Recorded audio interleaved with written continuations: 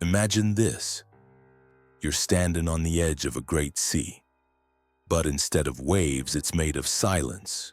Instead of water, it's made of awareness. You've crossed over. And in that moment, so delicate it can barely be called a moment, you become both observer and observed. The body lies still, but you are still very much here. This is where reality begins to unravel, because what you thought was death is actually awakening. The first few days after death feel like drifting. You may not even know you've died. Many souls return to familiar places, homes, bedrooms, childhood streets. They try to speak to loved ones, try to open doors, try to be heard. But they are not seen. Not because they are invisible, but because they no longer belong to the physical realm, the soul's confusion. The Tibetan texts say that the soul in this early phase is like a person dreaming they're awake. The echo of identity still lingers. You may still feel emotions, love, regret, desire, worry, but there's no body to express them, no voice to cry out with. And so the mind begins to loop, to grasp, to create, and this is where reality begins to fracture. What you think becomes what you see. What you feel becomes your environment. And because most people bring confusion, fear, and attachment into the Bardo, that is exactly what they encounter. Imagine walking through a hall of mirrors, each one reflecting not your body but your unresolved pain. The friend you betrayed, the child you abandoned, the lover you never forgave, the parent you couldn't please. These are no longer memories, they are experiences, because in the Bardo, nothing is hidden. The spiritual mechanism. This is not punishment. This is not karma in the simplified Western sense. This is the soul meeting itself, raw, unfiltered, unforgiving. But within this harsh truth lies a profound opportunity. The opportunity to recognize the illusions for what they are, to release, to surrender, to wake up. And that choice is given again and again throughout the 49 days. By the middle weeks, the soul encounters what may be the most intense phase of the journey, the life review. But this is not a slideshow, it's not a dream, it's total immersion. You relive your life. But with one massive twist, you feel every impact of your actions on others. Did you ever shame someone? You now feel what they felt. Did you uplift someone? You now feel their light, magnified.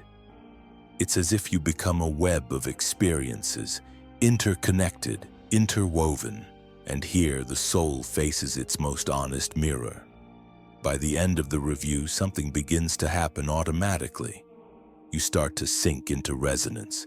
The emotions that dominate, fear, guilt, compassion, longing, begin to form a pull. This pull is the seed of your next life. The soul does not get sent anywhere. It is magnetized. You are drawn like iron to a magnet to the reality that reflects your internal state. This is how reincarnation works. It's not a punishment, it's a gravitational pull of consciousness. Near the 49th day, the soul sees a door, but it doesn't look like a door, it looks like a choice. Sometimes it appears as a loved one calling you back, other times as a baby's cry, or a feeling, overwhelming, nostalgic, that says, come back, try again.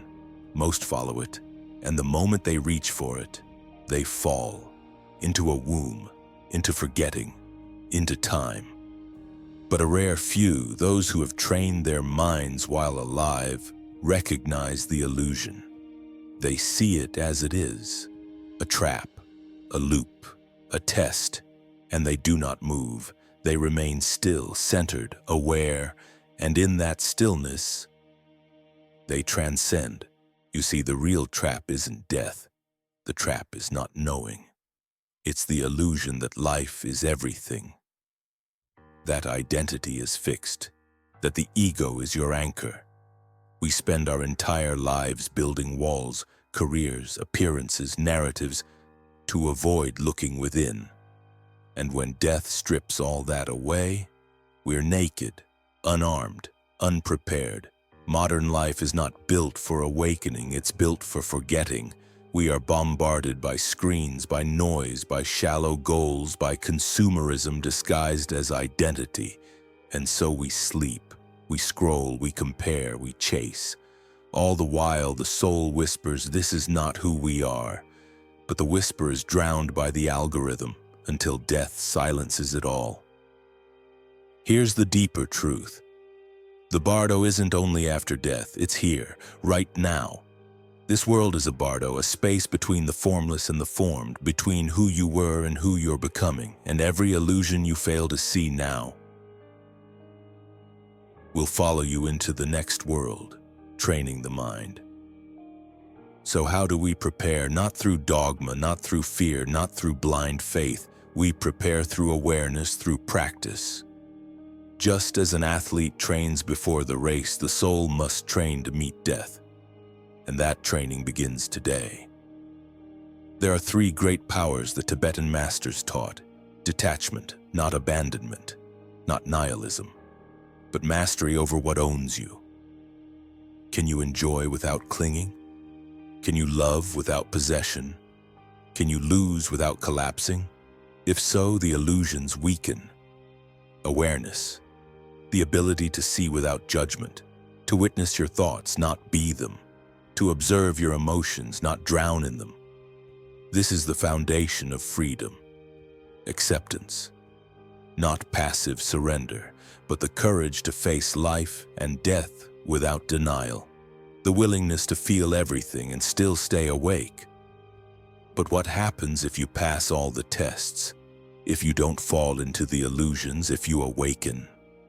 The Tibetan texts do not describe a place, they describe a state beyond form, beyond thought, beyond desire, a merging, a returning, not to a God, but to the source of all things, a presence beyond words, a love beyond duality, a light that does not shine on you, but shines as you. And so we return to the beginning. What happens when we die? We are tested, not by an angry God, but by our own mind, our own attachments, our own shadows, our own choices. And the test is not graded in good or bad. It is passed only through awareness. So the real question isn't what happens when I die, it's what will I do with the life I have left? Because make no mistake, death does not change you, it reveals you, and whatever you are now is what you'll be when the illusions fall away. The soul doesn't get judged, it gets reflected. It isn't sent somewhere by a divine figure, it's pulled by frequency. Like a tuning fork drawn to resonance, the soul falls toward what it still vibrates with. Fear pulls fear, attachment pulls form, desire pulls density, and so without realizing it, most souls choose their next incarnation, not with words, but with emotion. This is karma, not a system of rewards and punishments, but momentum, a spiritual physics. Every regret you carry becomes a magnet. Every unspoken truth none becomes a weight. Every unprocessed grief becomes an anchor. The Bardo is not cruel, it's simply precise. If your soul still trembles in fear, you will be drawn to a life where fear dominates. If your soul radiates peace, it will be drawn toward stillness. The Bardo doesn't decide where you go, you do. Here's what no one tells you. Rebirth does not feel forced, it feels comforting. In the final stage of the Bardo, just before the 49th day, the soul is shown a familiar face. A mother, a father, a child. You feel love, warmth, a deep ache to return. That ache is the bait. The moment you reach for it, you are pulled back into a womb. Your awareness dims, your memories dissolve, your lessons vanish, and the wheel turns once again. The soul returns, not as punishment, but because it's still learning. Each life becomes a mirror, each body a classroom, each challenge a teacher.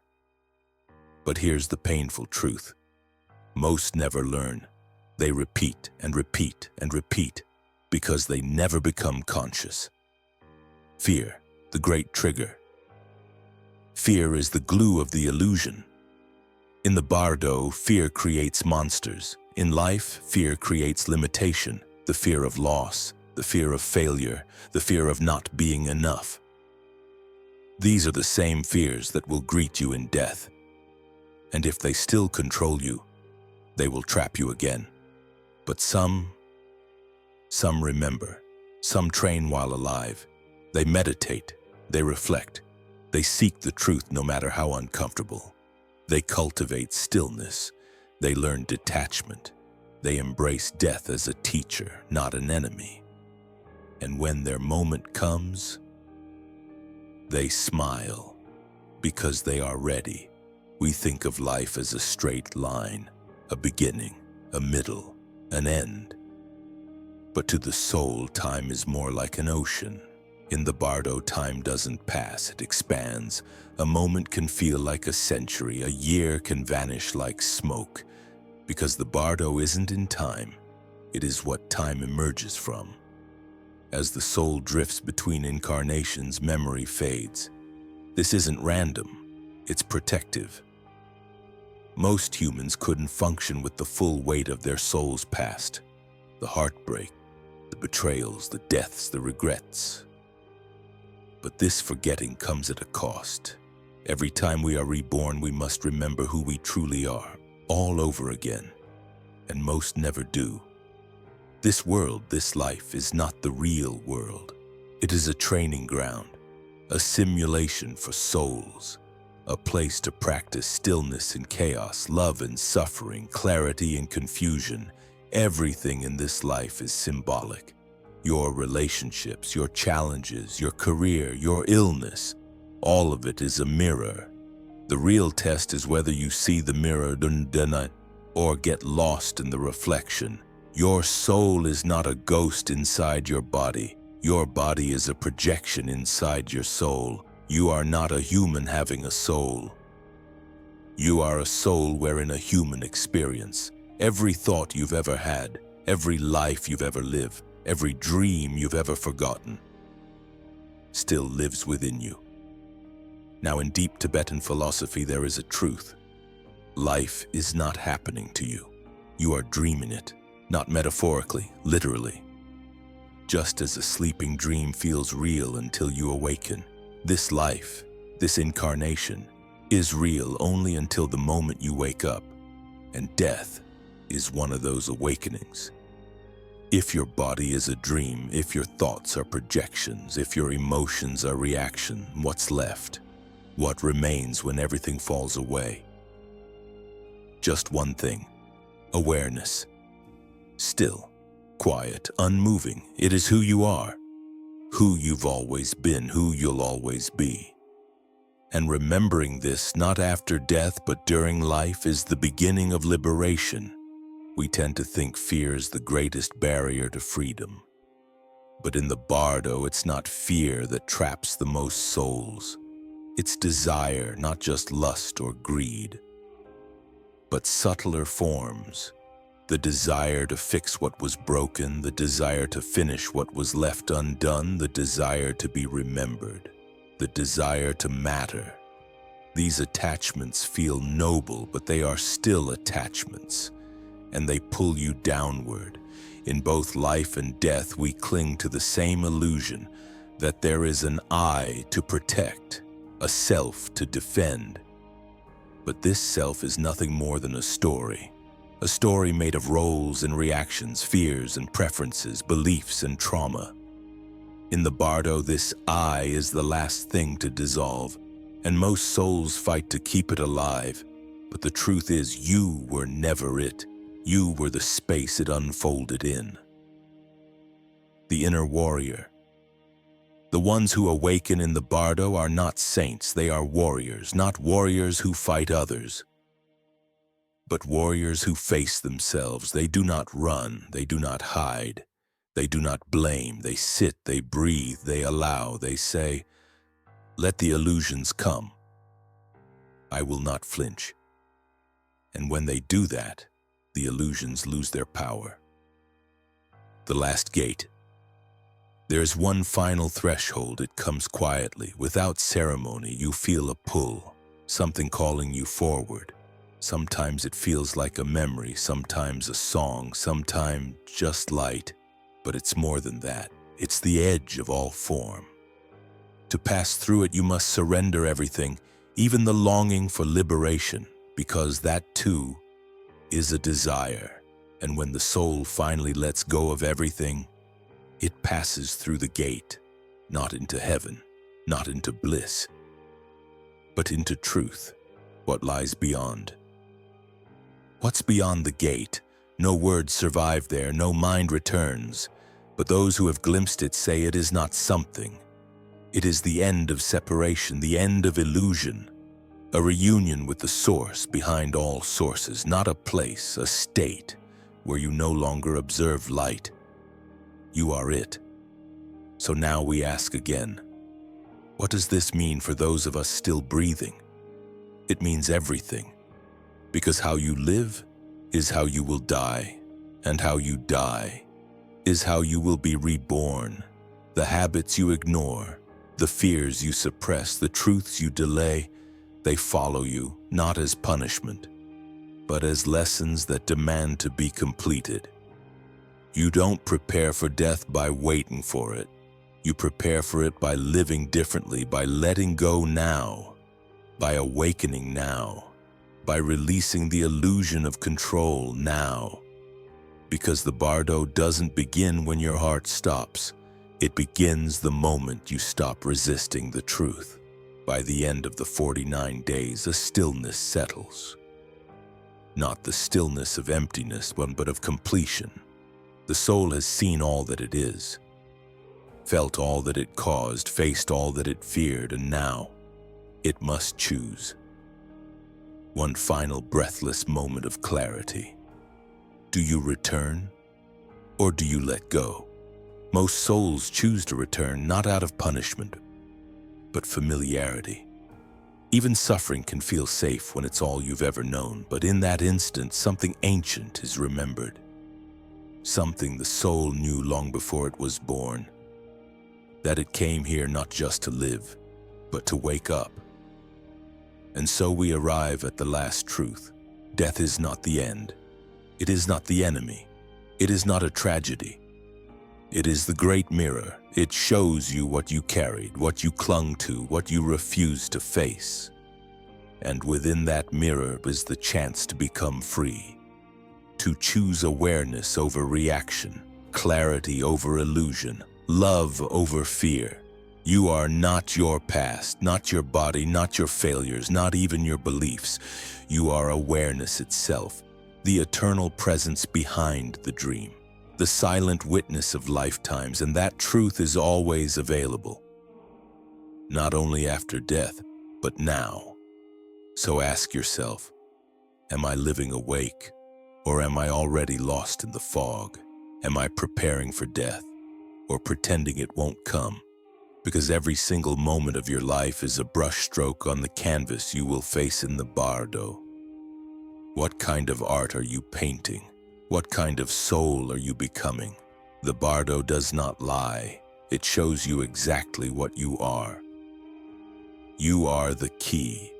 And here is the final forbidden truth. No priest can save you. No ritual will protect you. No doctrine can absolve you. Only your consciousness matters. Only your awareness remains. Only your clarity opens the door. You are not a follower. You are a creator. You are not a victim of fate. You are a soul sculpting reality in real time. You are not asleep. You are being called to wake up.